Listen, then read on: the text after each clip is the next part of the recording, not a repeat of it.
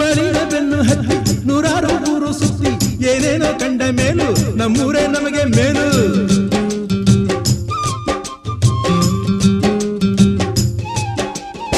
ಕೈಲಾಸ ಕಂಡ ನಮಗೆ ಕೈಲಾಸ ಯಾಕೆ ಬೇಕು, ದಾಸರ ಕಂಡ ನಮಗೆ ವೈಕುಂಠ ಯಾಕೆ ಬೇಕು.